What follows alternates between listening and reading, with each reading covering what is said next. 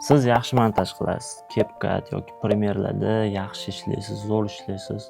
Videolaringiz ham chiroyli chiqadi.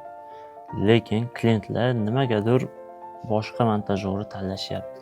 Bu yerda muammo sizning montajingizda bo'lmasligi mumkin. Muammo klient sizdan nimani sotib olayotganini bilmayotganidan bo'lishi mumkin. Bu videoda mijozlar nimaga aynan sizdan sotib olmayotganini 4 ta sababini ko'rib chiqamiz. Shu sabablarni ko'rganimizdan keyin siz o'zingiz tushunishingiz mumkin, o'zingiz tahlil qilishingiz mumkin nimaga aynan sizdan sotib olishmayotganini. Birinchi xato bu siz mijozga o'zingiz haqingizda keragidan sal ko'proq gapirib qo'yayotgan bo'lishingiz mumkin. Ya'ni, "Aka, men shuncha yildan beri shunaqa sohada ishlayman, montajyorman. CapCut yokida Premiere u yog'idan kirib bu yog'idan chiqqanman, 4K video olaman, professional video ishlayman" itagdalik gaplar. No, mijozni ichida bitta savol tug'iladi. Buni menga nimasi kerak? Ekspertlar uchun Reels videolarini zritellarga yoqadigan qilib montaj qilaman. Birinchisida siz asosiy plandasiz. Muammo bo'lsa ikkinchi daraja. Ikkinchisida bo'lsa muammo birinchi daraja. Shunda mijoz ham ko'radida, menga ekspert videolarni yaxshi montaj qiladigan montajyor kerak deydi. Formula juda ham oddiy. Kimga, nima qilasiz va qanaqa natija uchun. Ikkinchisi, portfolio chiroyli, lekin sotmayapti. Ko'pchilik montajyorlar portfolio qilganda qanaqadir chiroyli transitionlar, qanaqadir effektlar, qanaqadir sinematik kadrlarni, slow motion, speed ramp shunaqa narsalarni nima deydi, asosiy fokusga qo'yib portfolio qiladi. Bu narsalar muhim. Ya'ni speed ramp yokida qanaqadir kinoshniy kadrlar. No, shuni bilish kerak. Klient как sizdaqa, ya'ni montajyor, videograf, mobilograflardaqa ko'rmaydi. Klient bundoq qaraydida, bu videolar hozir meni anaqa sohamga, meni biznesimga qanchalik tushadi degan narsani miyasidan o'tkazadi. Shuning uchun portfolioni faqat chiroyli bo'lishiga emas, ishonuvchan, moslashuvchan bo'lishiga qarash kerak. Portfolio qanaqa bo'lgani yaxshi? O'zim maslahat beradigan bo'lsam, shu ekspert videolari, masalan, zerikarli, ritmi past. Sizni yechimingiz bo'lsa, uni ritmni ko'tarib berish, shunga moslab B-roll, shunaqa kadrlar yoki qanaqadir sound effektlar bilan chiroyli qilib boyitib berish. Eng zo'r format men uchun shu do-posle variant. Ya'ni klient birinchi do variantni ko'radi, yonida turibdi, posle variant yonida. Ya'ni siz bu videoni qanaqa qilib bu darajagacha olib chiqqansiz. Bitta ekranda ko'rsa u narsani mijoz yana ham tushunadi, что sizni nima ish qilishingizni va unga nima uchun kerakligingizni. Uchinchisi bu narx. Siz faqat narx aytyapsiz, qiymat emas. Klient so'rayapti, bitta video narxi qancha? Siz aytyapsiz $35. Klient bitta montajyor $20 qilib beryapti. Siz turasizda, boring unda unga qildiring yokida indamaysiz bo'ldi. Chunki suhbat narx haqida ketyapti. Endi boshqa tomondan qaraydigan bo'lsak, xo'p, klient aytadi, bitta Reels montaji qancha? Siz aytasiz $35. Buning ichiga kiradi.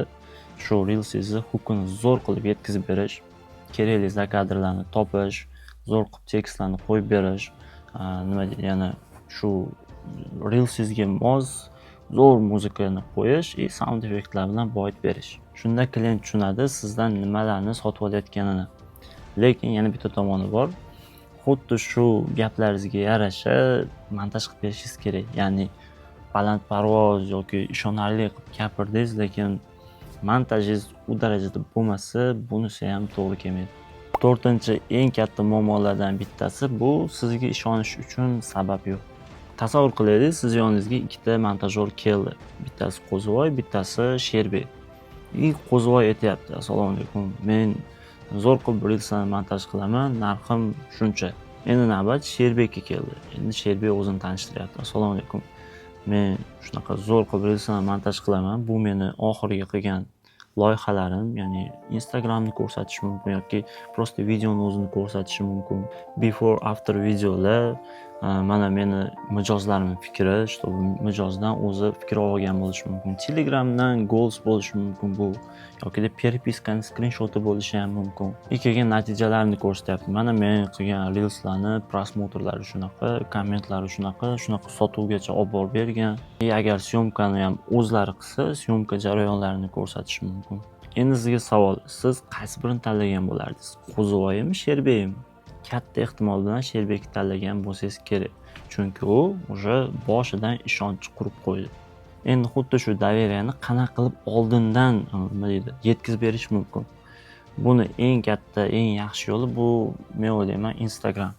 Instagramga qo'yishingiz mumkin, masalan, ish jarayonlaringizni, bu postli videolarni, yana nima qo'yish mumkin? Klientlarning odzivlarini, полезный videolar o'zingiz o'rgatib, men sizlarga qanaqa Instagramni ko'rgan bo'lsanglar, полезный videolar qo'yaman. Bundan ham zo'r effekt bor.